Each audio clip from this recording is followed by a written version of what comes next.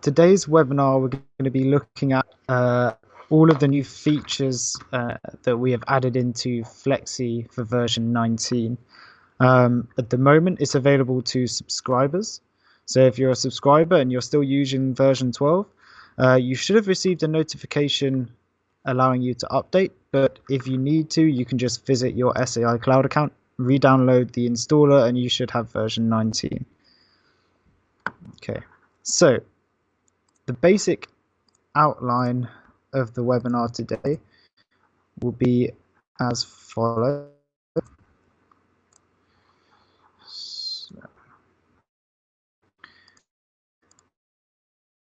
We're going to start by looking at the new feature we have for the designer.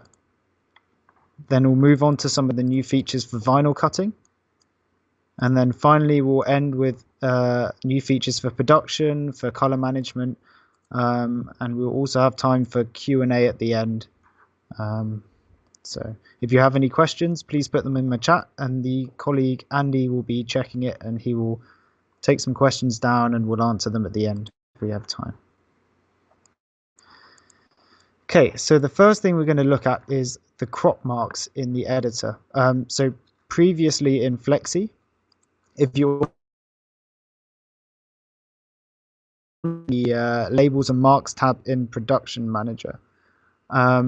Now in version 19, we've put the marks and margin marks for manual cropping into the editor to give users more flexibility. So I'm just going to import something here now. Sorry for the speed. This sharing application takes up a lot of processing power. Here we are.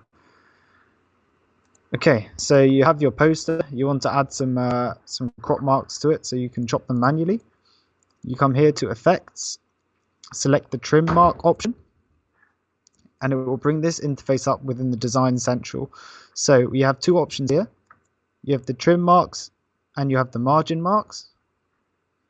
And then you have parameters here for thickness, for length, and for distance from your design. Now the distance from the design you can even put into the negative, which is quite a handy little tool if you want to have some distance between your mark and the edge of your image, as is usually the case. And there you are. So there are the marks attached to the image now. If we send this to Production Manager,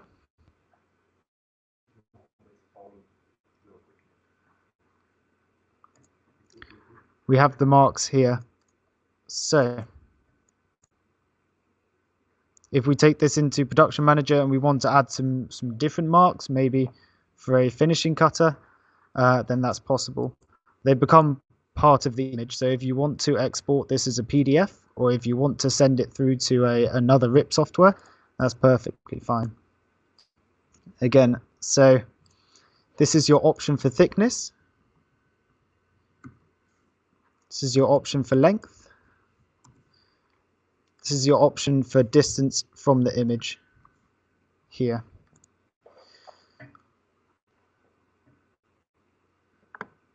So there's a bunch of new flexibilities provided with these options.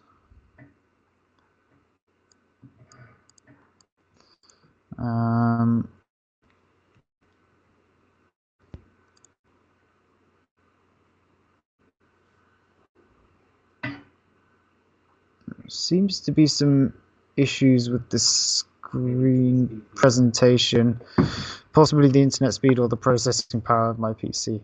Anyway, we'll continue, but if there's things that we need to go over, we'll go over them nice and slowly. So the next thing we're going to look at is the Cleave By Path option, which we'll demonstrate for you now. So here we have a simple vector object.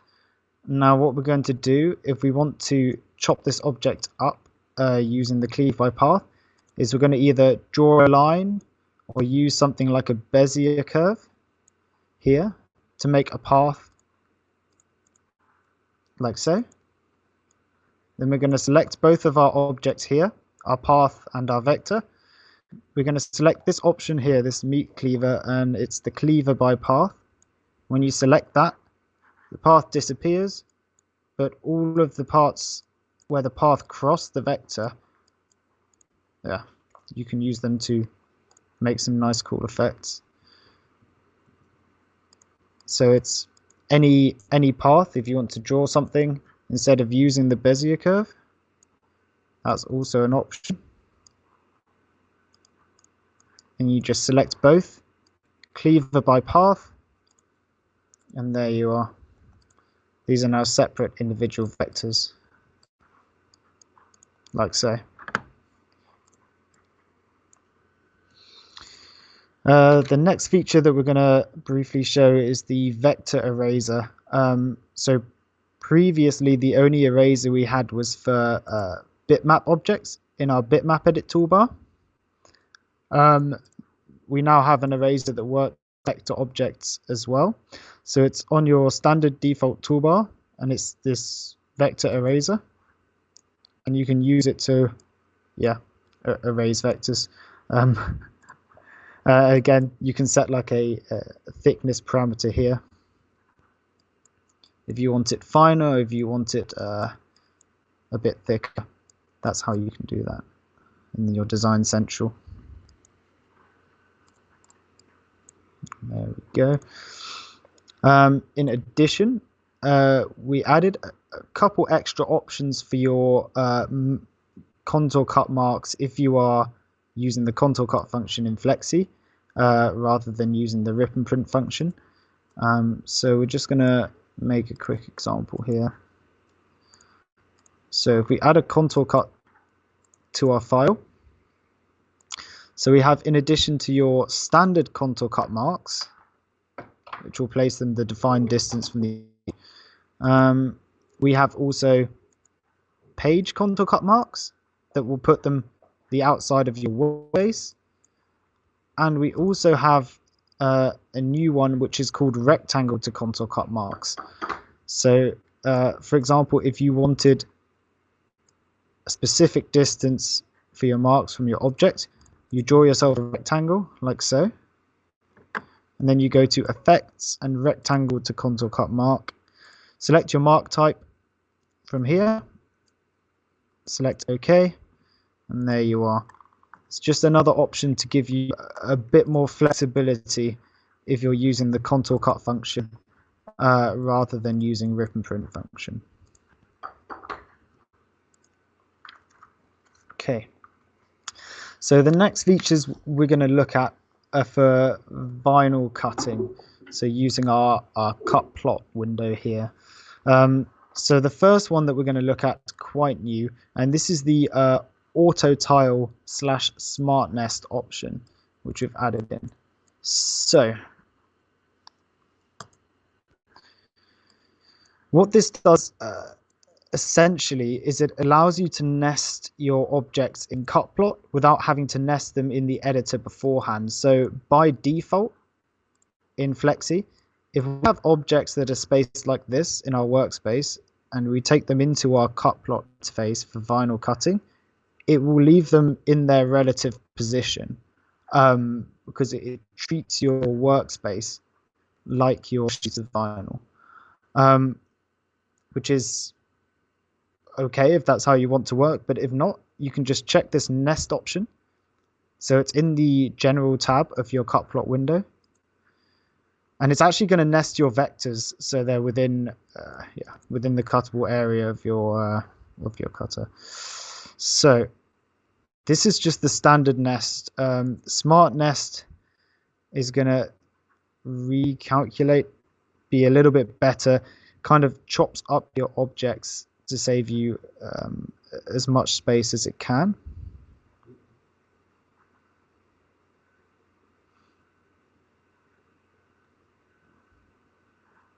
Is it catching up?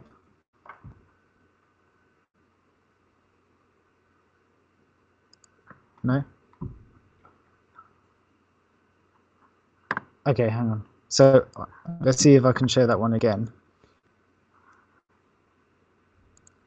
Where are we at? Okay, so the standard nesting leaves the objects closer, a bit nested. Smart nesting, let's see, there we go.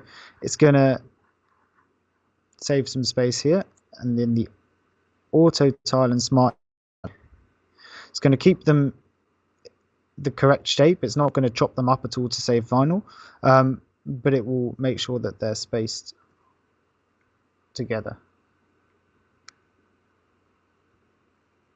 Is it catching up?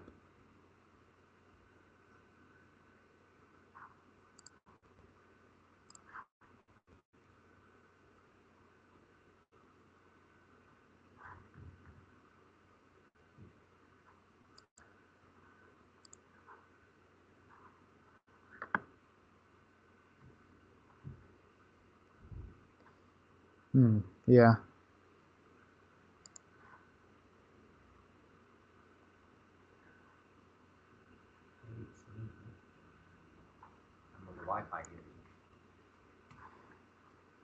Could somebody type in the chat whether or not the viewing of the Flexi applications is working correctly?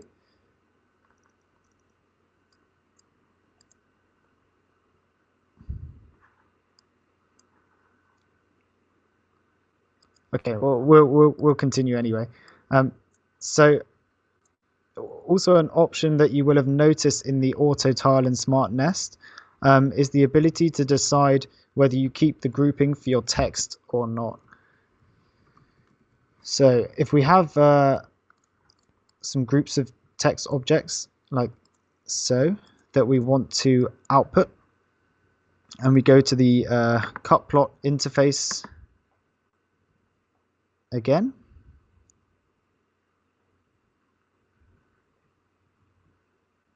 when that pops up, there we go.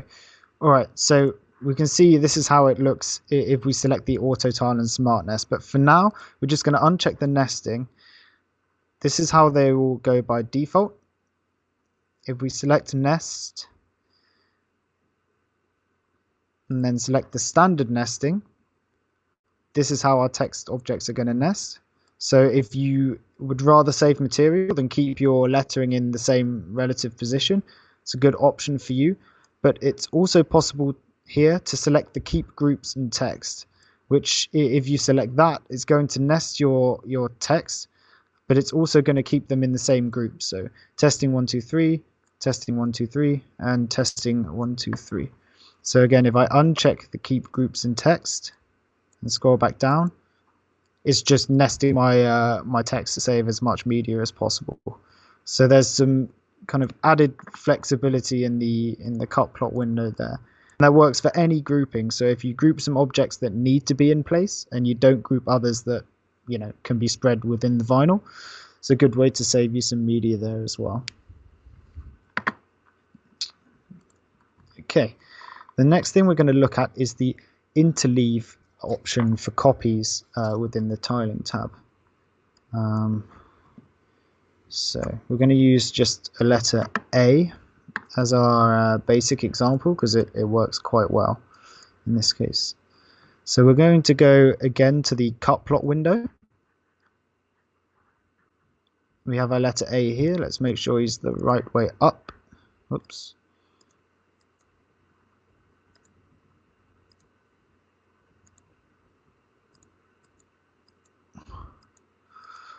Okay. Anyway, so we're going to go to our paneling tab here. That's why I still had the nest option on. Okay, there we are. Okay, so we're going to go to the paneling tab.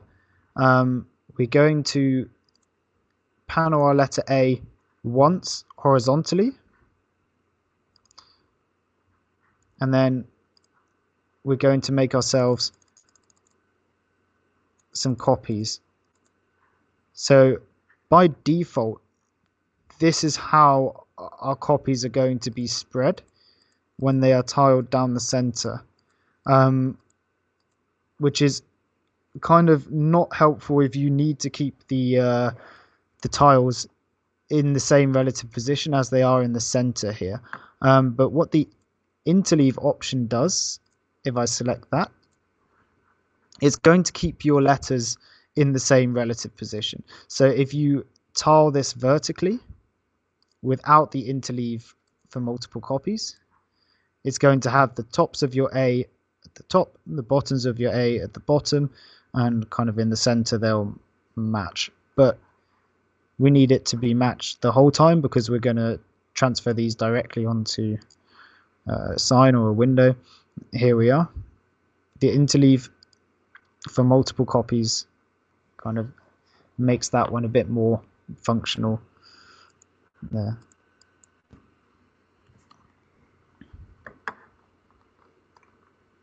Okay, so the next thing we're going to cover is a couple of new ways of setting the driver options for your direct final cuts. So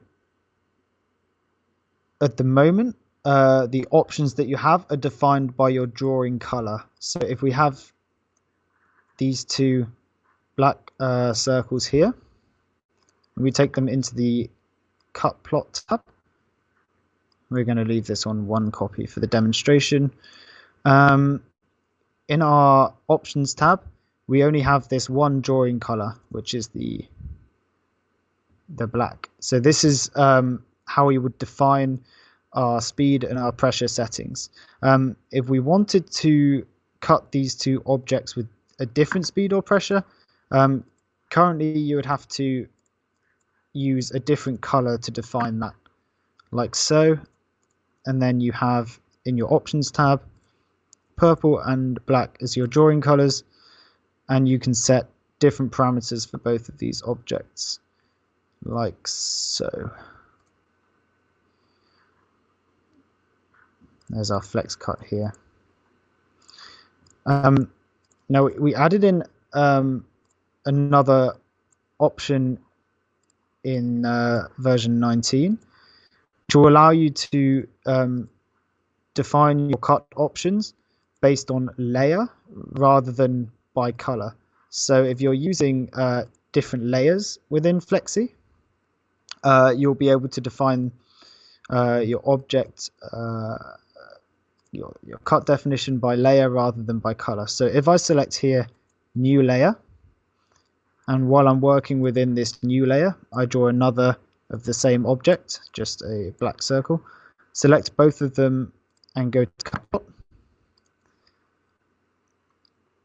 In my by color option, I still have only the one drawing color, but if I select by layer, I can now assign different tool parameters to each of my objects based on the layer that they are in rather than the color that they are drawn with. So there we are. It's the demonstration there. Now, similarly to the color, we have a use the same driver option for all layers.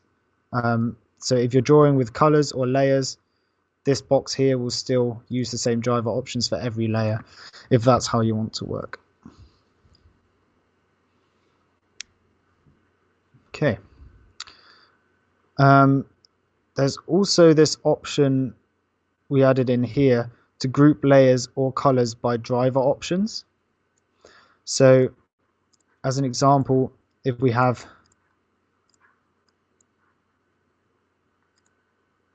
these 4 circles here, and we select them in our cut plot window, by color, we're going to have 3 different tools. So if we select our fuchsia and we make this a drag knife, if we select this option to group layers or colors by driver options, it's going to cut everything with our tangential knife before it tries to cut our drag knife. So it's almost a safety if you have to change the tool in your cutter, or if you just want to use the same strategies before using a different strategy.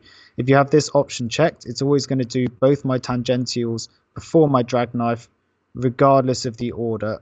Of course, if you wanted to, you could just shift the drag knife to the bottom and uncheck the option and it will do them like that, but it's kind of a safety check here if you have a machine that requires you to change the tool every time you change your cut method. Okay, and the other thing this sharp-eyed will have noticed is that we have this option here that says pass number 1 that we didn't have beforehand. I think this was slipped in right at the end of version 12 just as some extra testing, so some of you may have noticed it before, but if not, here it is. So you can, again, bottom right here, you can now set passes. So if you are cutting these objects through quite thick vinyl or laminated vinyl and you want to kind of do it as separate passes rather than as one high speed or one high pressure pass, you can select multiple passes here, and for each pass you can assign a different driver option. So we could select the tangential knife fast for our second pass, and that way we can assign a different speed and a different pressure per pass. Now you do have the option here to use the same driver option for all passes, and if you select that, it's going to do, yeah, every pass that you have is going to use the same option here. So again, if we uncheck that,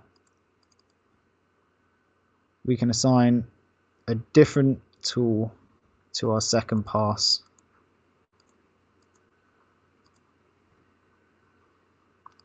Like so. It gives you a bit more flexibility with your cut methods. Okay, so the next thing we're going to do is we're going to look at a few of the new options that we have in our production manager in terms of tools for production, tools for color management, things like that. The first one we're going to check is this option here, nest jobs. So effectively what this does is when you select multiple jobs like so, and you have this nest job option selected, and you select add, it's going to bring in all of these images into production manager already nested. So when I double click on that job, sorry, I moved that out of the way, all of these jobs are already nested into one job. So again, we can still change things like our copies, we can still change the size of the objects, and we can change the color and ICC resolution options for the job as a whole. But it just means sometimes if you have issues with jobs that seem not to nest, or yeah, it gives you a nice way to bring in multiple jobs at the same time. Select your setup, select your preset as normal, and it will just bring them in nested,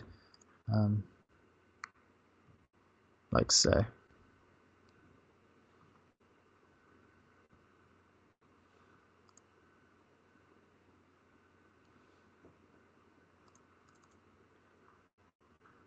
Voila. Okay. So the next thing we're going to look at is the ruler and the copy counter options that we brought in with version 19 as well. So we'll show the ruler first, and this is something which is very useful for textile industry, that kind of thing, where you're printing a long run in terms of length of a pattern, for example, and you want to keep track of how much you've printed out. So is this one going to import? Maybe not. Okay, so we'll use this. So we're going to load in our demonstration file here.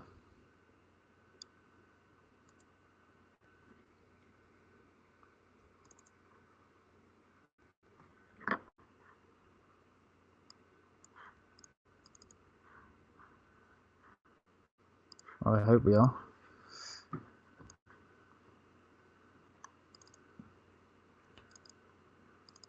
We'll load in one of these patterns instead. There we are. Okay. So this ruler option is best used in conjunction with the step and repeat. So if we are going to repeat a long area of the same pattern, so for example, the width we'll use like our whole media, and the height we're going to print this like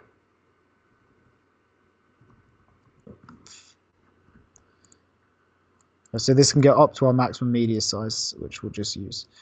Okay, so this is going to print the same pattern on the length of our whole media. So we're going to want to keep track of exactly how much of our pattern is printed, so that if there's an error in the run, the machine stops, there's a jam, something like that. We can check quickly and easily how much we've printed. So in the labels and marks tab, we're going to apply this option called ruler. And we'll see down the left hand side, there's a bit of gap now. So if you select the options for the ruler, there are some parameters here that you can set. So you can set the width, you can set the thickness of the line, you can set the long tick mark interval and the number of short marks in between. So as an example, we're going to set the long tick every 10 centimeters with 9 short marks in between. And then down the left hand side of our job, we're going to get this ruler, and every 10 centimeters it's going to put a number. So the first long mark will say 10 centimeters, the second will say 20, the third will say 30, and so on. It keeps going based on the parameters you set. So if you're doing a huge run of the same pattern, it's a very useful tool to have in the software there. The other option that we're going to check quickly is the copy counter, which is also found in the labels and marks tab, and is most used in conjunction with copies that you're going to be hand cutting at some point in the future. You want to keep track of how many you've loaded in. So we have our file here. We're going to make a bunch of copies that we need to print and we need to cut. And then we're going to again come to the labels and marks tab. And on the print marks, we're going to select copy numbers. And we'll see on the left hand side this small placeholder line. But what that will be when you print is the number of copies that are on the same row.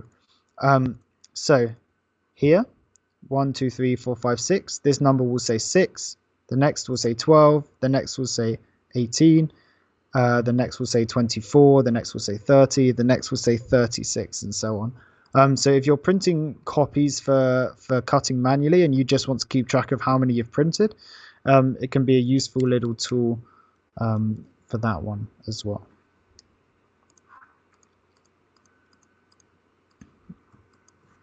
Okay.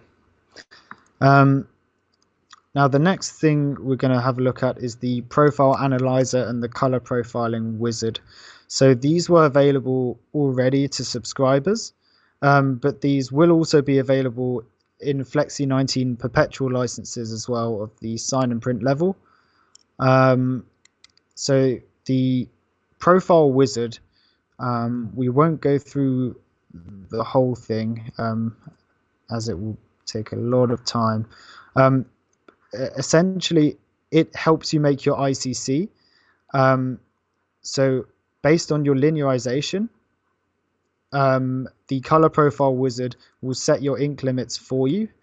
Now you can still change them as you wish, but it's a very handy tool, especially if you're using a printer that has light inks, so light cyan, light magenta, light black, and you want to make a custom ICC profile, because it will automatically choose an ink split for you, and it's been very helpful for us in making profiles for light ink printers.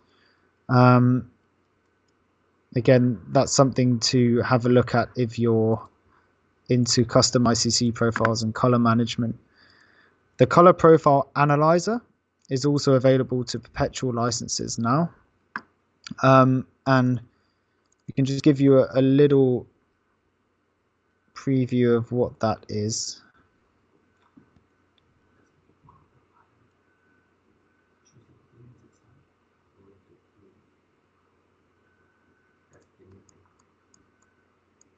Okay, so this is going to give you like a visual overview of your plotted points of your ICC profile. Down the side here, you can see your gamut depending on your rendering intent.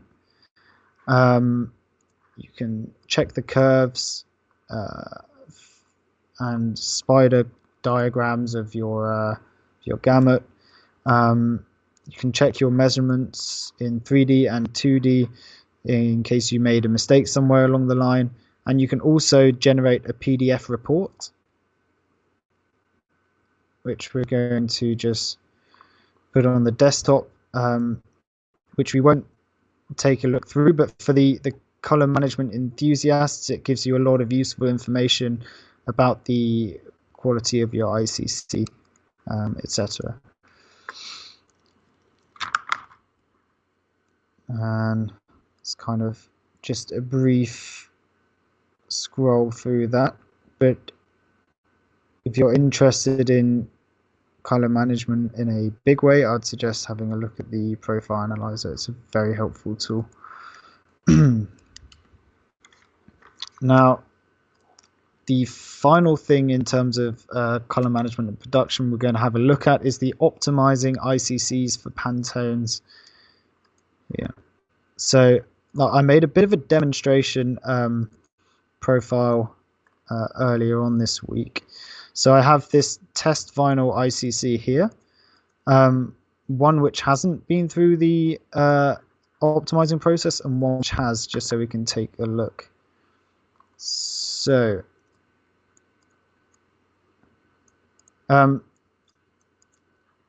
essentially you select a Pantone color library from our source of Pantone libraries here.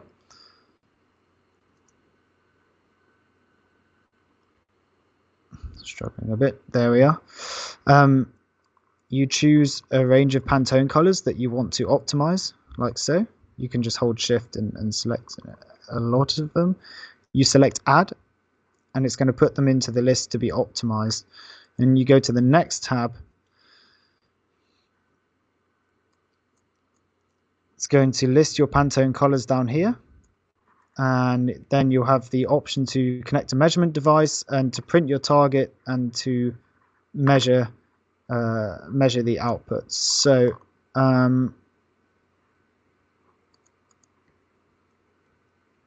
we have a i1 Pro 2 connected.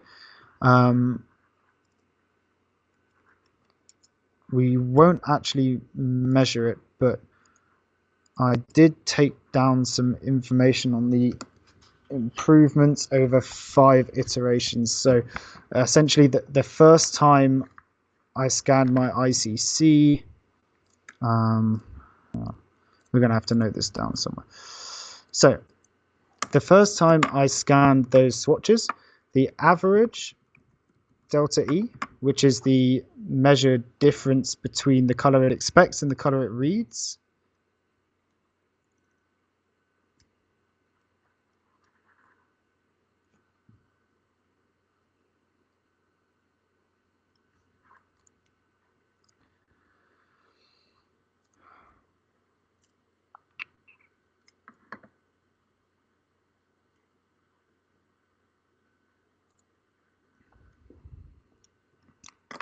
mobile processes. Oh, yeah.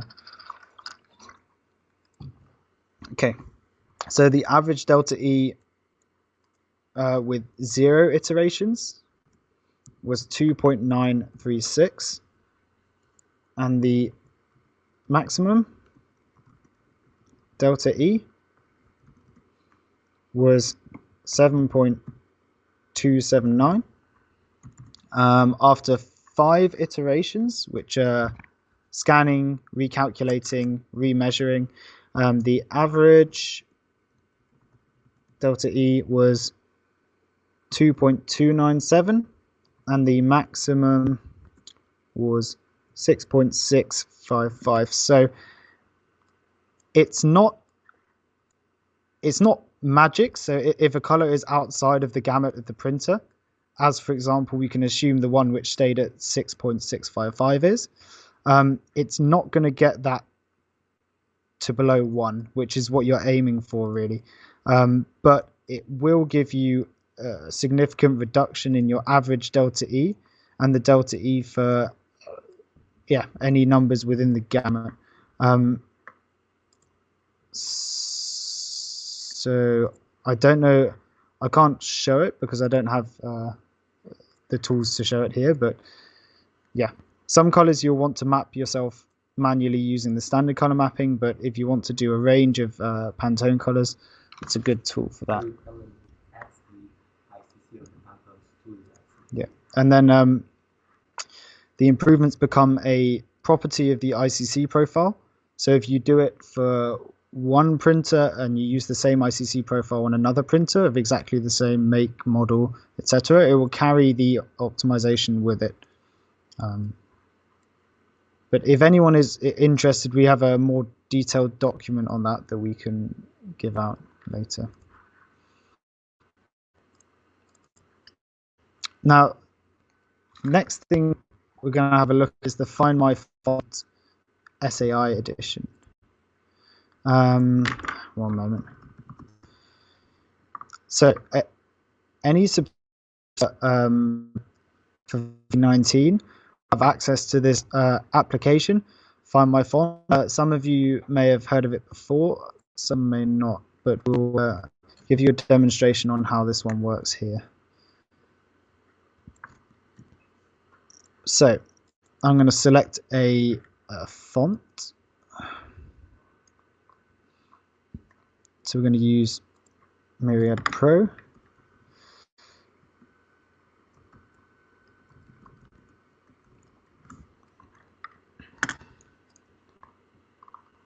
So what we're going to do is we're going to go into Find My Font here. We're going to take the screen. It's going to take a picture of my primary monitor. Bring it up here. We have a little zoom in and we select some of the letters like so.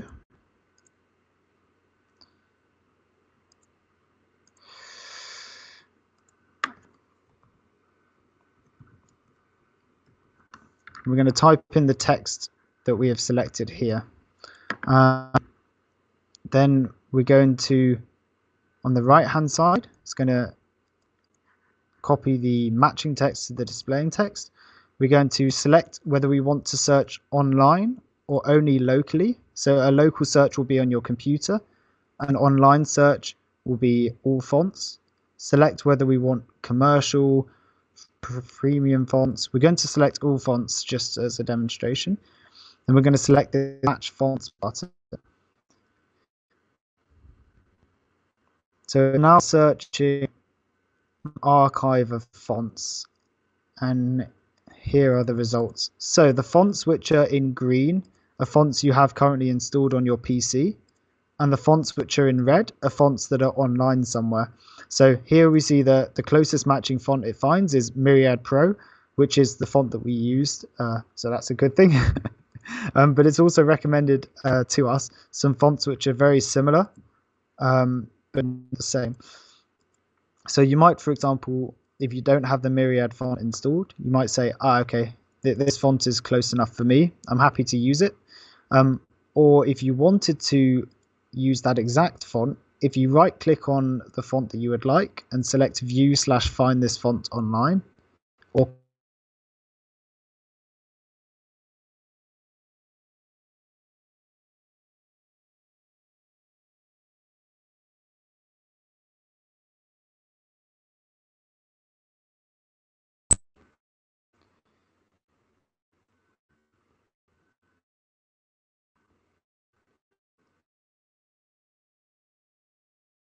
yeah.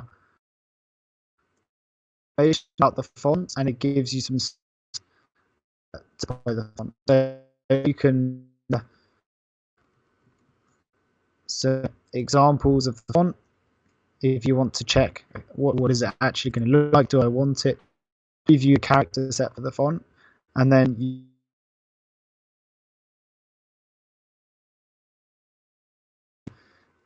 like it also works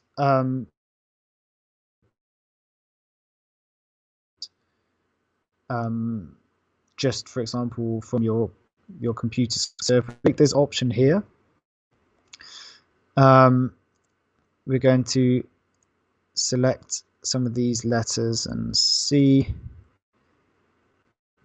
here. We're going to select the letter splitter tool. We're going to split these two in half like so, and then just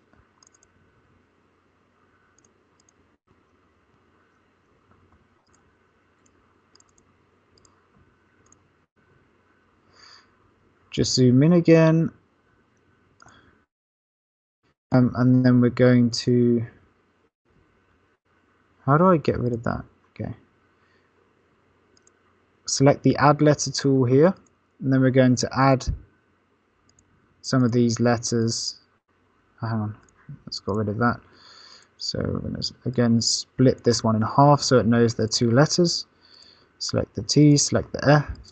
Then we're going to type in crafts here.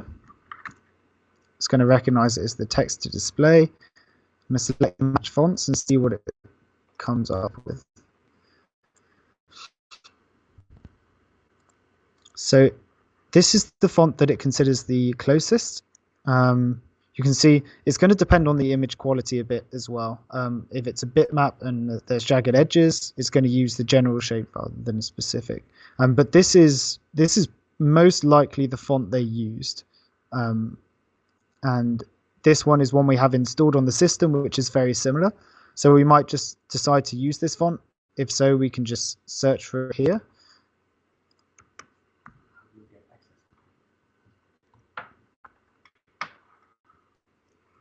What was the name of that one again? Monotype. So Monotype. Oops.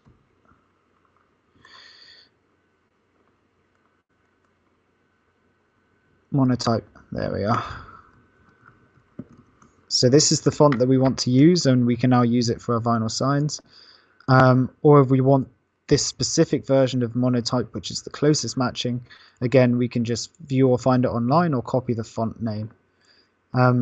So again, question came through of how do you get Find My Font? Anyone with a Flexi subscription will have access. Let me just have a see if I have subscription installed.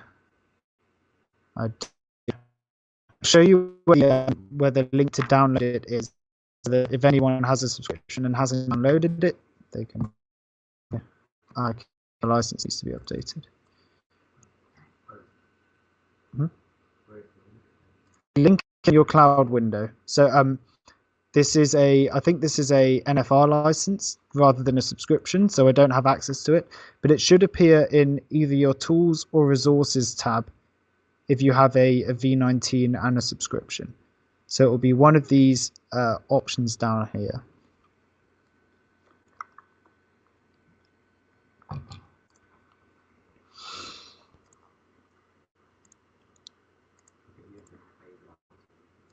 Yeah, it's a paid subscription license. Yeah. Okay. So that's the content that we wanted to cover for the webinar. If anyone has any questions about new features, version 19, something we covered that they would like us to cover again, please feel free to type into the chat box now. We'll take a look and answer some questions for you.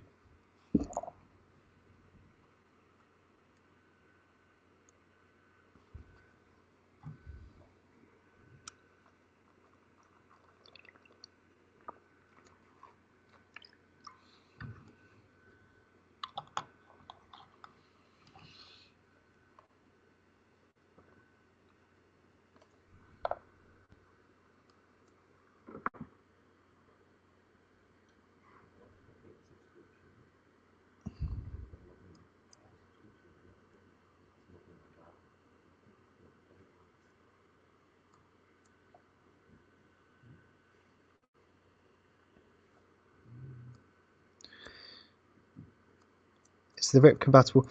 Version 12 ICC profiles are compatible with V19. The only thing is the SO diffusion dithering type has been replaced. So I'm going to show you what happens if you copy and paste in. If I delete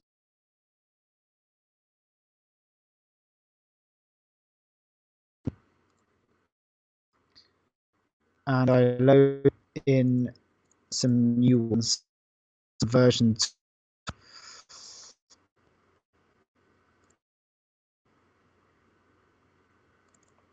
So these are the Epson 6600 profiles from V12.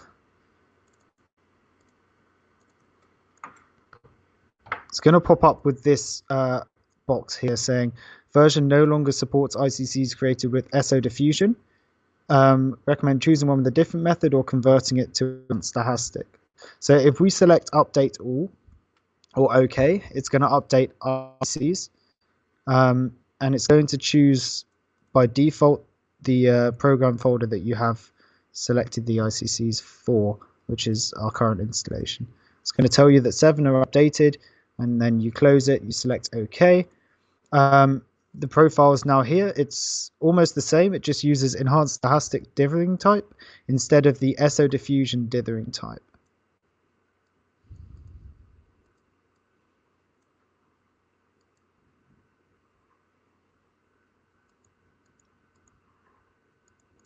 So we did quite extensive testing on the quality, and the quality was almost unnoticeable in difference. In fact, some cases it was actually better in the greys and the mids.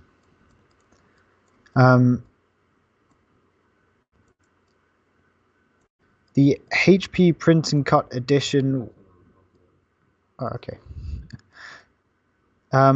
Features for version 12. If you have a version 12 subscription, you can upgrade to version 19 immediately. If you have a version 12 perpetual license, upgrades will be available soon. Contact your reseller about that one.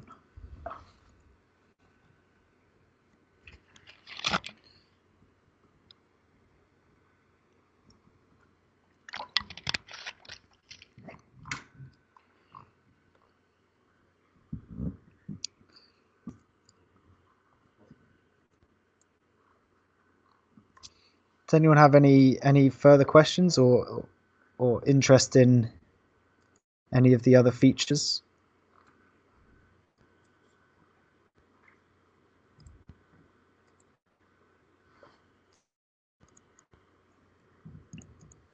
Okay. So I'll note down a couple of email addresses if anyone needs them.